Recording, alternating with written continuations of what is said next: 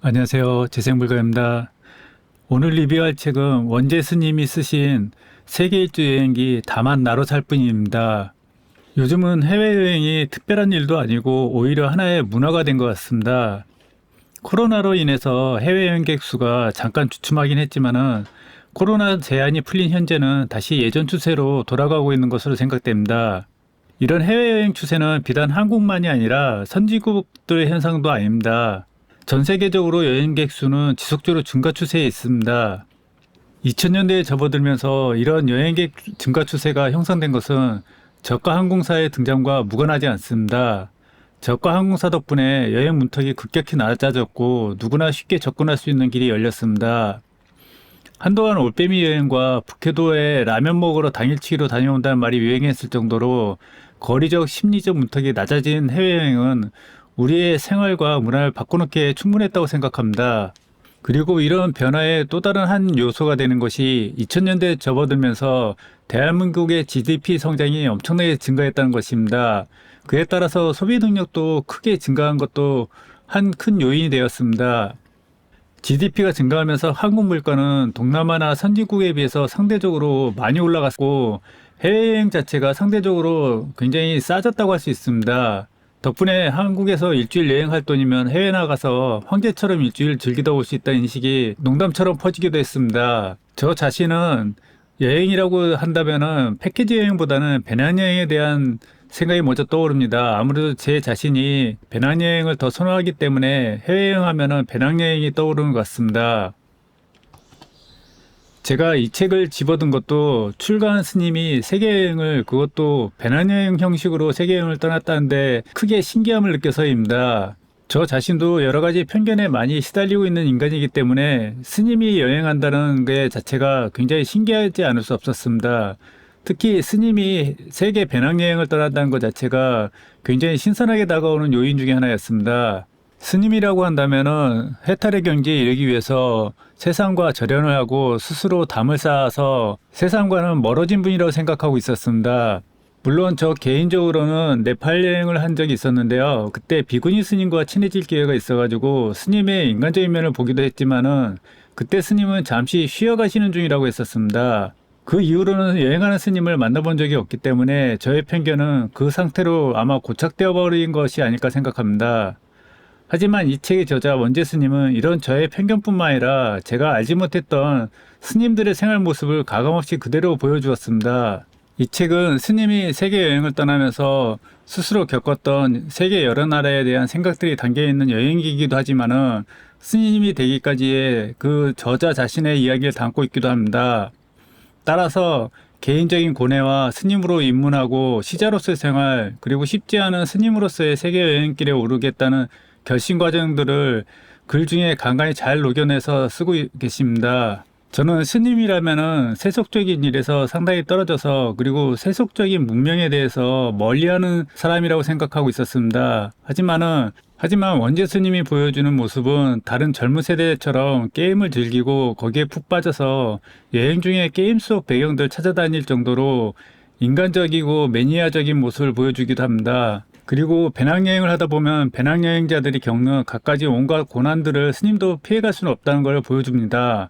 장기 여행을 하다 보면 여행자가 빠질 수밖에 없는 여행 권태기, 도둑들, 그리고 여행 중 맺는 다양한 사람들과의 얽히고 설킨 인연들, 이런 것들이 다 이야기되고 있습니다.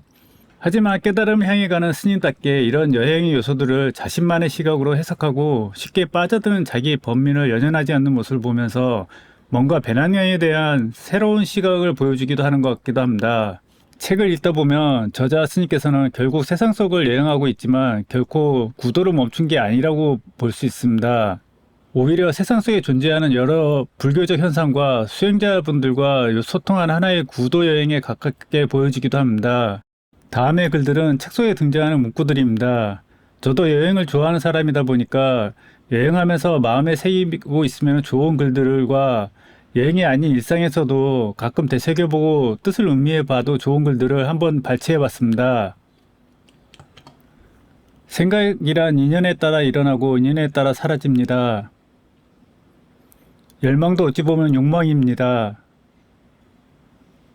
50세는 숲으로 가는 나이입니다. 꼭 여행일 필요는 없잖아요. 삶이 그렇게 큰데 말이야. 배움보다는 익힘이 중요합니다. 욕망이라는 게 무엇일까요? 집착으로 이루어진 셀프 감옥 말입니다. 특별한 일을 같이 해서 친한 게 아니라 평범한 일을 같이 해도 어색하지 않은 사이가 진짜 친밀한 관계입니다.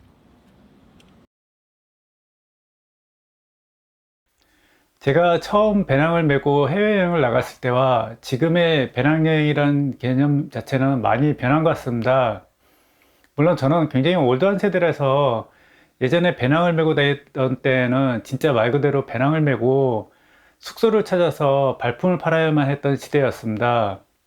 그런 시대 자체는 이제 다 지나가고 배낭여행을 다니신 분들도 배낭 대신에 캐리어를 끌고 다니고 굳이 발품을 팔아서 저가 숙소를 찾는 게 아니고 핸드폰 안에 들어있는 지도 맵을 켜고서 거기서 보여주는 저가 숙소를 그냥 찾아만 가면 되는 형태로 바뀐 것 같습니다.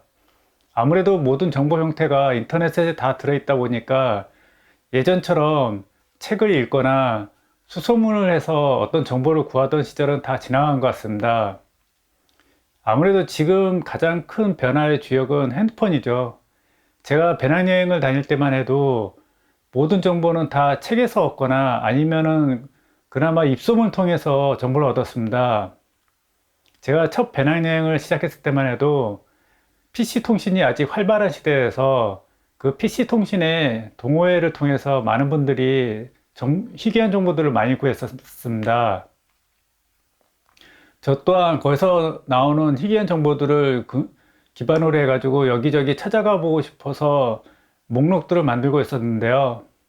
사실 그 정보라는 게 지금처럼 많은 사람들이 검증한 정보가 아니고 진짜 입소문을 타고서 어떤 뜬구름 잡는 이야기들이 굉장히 많았습니다. 검증되지 않은 이야기들도 굉장히 많아가지고 여행자들한테는 꽤 위험한 정보도 떠돌곤 했었죠. 지금 인터넷을 봐도 뭐 그렇게 예전하고 많이 달라졌다고는 하지만은 그런 위험한 정보들은 아직도 계속 떠돌아다니는 것 같습니다. 물론 그런 거를 즐기는 사람들이 있기 때문에 아마 그런 정보들이 계속 양산되는 게 아닐까 생각되고요. 하지만 일반적인 배낭여행의 형태에 있어서는 그런 정보 질 자체가 굉장히 많이 좋아졌다고 생각합니다. 핸드폰을 통해서 보는 정보 자체가 전 세계 모든 여행자들이 전해주는 소식들이 다 들어있기 때문에 굳이 옛날처럼 어렵게 정보를 찾을 필요도 없고 검증도 다 되고 또한 여행자들이 전 세계를 안 가는 곳이 없어졌죠. 하다못해 남극까지 찾아가는 여행자들이 생겼으니까 그 많은 정보들이 다 핸드폰 안에 있다고 보시면 됩니다. 그러니까 예전처럼 무거운 여행 가이드북을 구해서 들고 다니는 게 아니고 핸드폰 하나만 있어서 그 나라에 도착하자마자 유심만 꽂으면은 바로 그 정보들을 구할 수 있고 모든 숙소와 교통편이 나오니까요. 대신에 예전 같은 제 개인적 경험들은 이제는 낭만이라는 추억 속 파리로밖에 남지 않았습니다. 그렇기 때문에 힘들게 정보를 얻고 힘들게 어디 오지를 찾아가는 그런 배낭여행 자체는 없어졌다고 봐야 되겠죠. 제가 그리고 느끼는 가장 큰 변화는 아마 유튜브일 겁니다. 저도 여행을 굉장히 좋아해가지고 여행을 하면서 어떻게 계속 살아볼 수 있지 않을까 하는 그런 막연한 꿈을 꾸던 시절이 있었습니다. 하지만 막상 그런 거는 누구나 여행을 하는 사람들 사이에서 꿈꾸던 거였고요. 모두가 대부분은 잠시 여행을 떠났다 다시 자기 자리로 돌아갈 수밖에 없는 시절이었습니다. 아마 개 중에 진짜 용기 있는 분들은 여행을 통해서 살아남겠다고 해서 여행 작가로 살든지 다른 방법들을 강구해서 계속 여행자로 남기를 선택한 분들도 있습니다. 물론 그런 분들은 직업으로서 이제 여행이 시작됐는데 그 여행의 직업이 굉장히 한정적일 수밖에 없었습니다. 그렇기 때문에 그 생활비 자체 버는 것도 굉장히 어려웠고요. 근데 지금 같은 경우는 그나마 많은 수단들이 생긴 것 같습니다. 그 중에 여행 유튜버들이 굉장히 많아졌는데요. 저도 물론 그들을 보면서 제 예전 기억 때문에 굉장히 부러운 느낌이 듭니다. 유튜버가 뭐 굉장히 쉬웠다고 얘기하는 게 아니고요. 예전보다는 그래도 여행을 하면서 살아갈 수 있는 활로가 생겼다는 거에 있어서 굉장히 긍정적인 요소라고 생각합니다.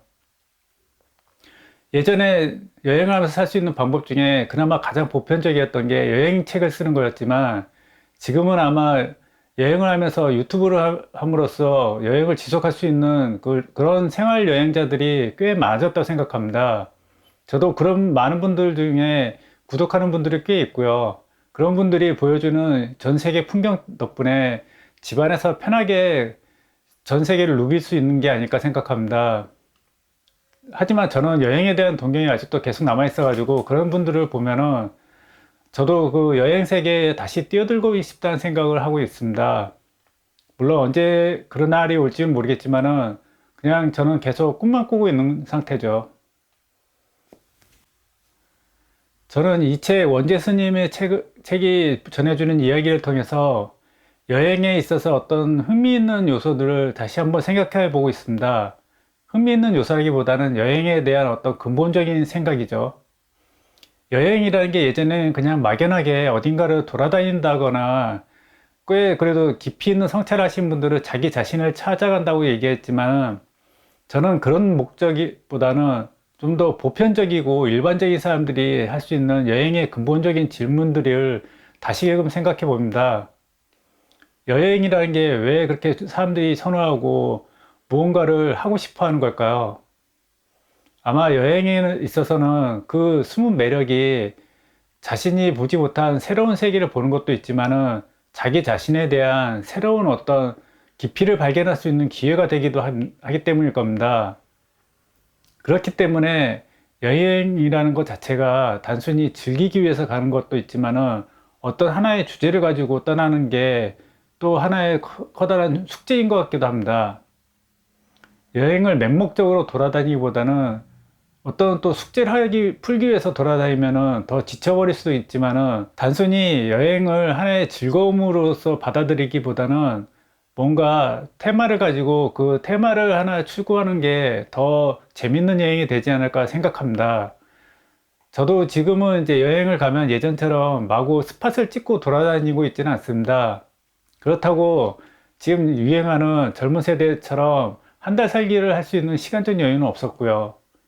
그래서 저에게 맞는 여행 패턴을 발견하고 그때그때 여행하는 주제를 하나씩을 찾고 있습니다. 물론 그 주제 자체가 거대하거나 뭐 깊이 의미 있는 주제인 건 아닙니다. 하지만 어떤 때 여행 갔을 때 뭔가 하나를 꼭 해보고 싶다든가 하나의 어떤 깊이 있는 여행을 해보고 싶다든지 그런 주제를 정하는 겁니다. 저도 원재 스님이 전해주는 여행의 의미를 다시 생각해 보면서 다음에 여행 가면은 저 자신에 대한 또 다른 숙제를 한번 풀어보고 싶다는 생각을 하고 있습니다. 그럼 영상 시청해 주셔서 감사합니다. 다음 영상에서 뵙겠습니다.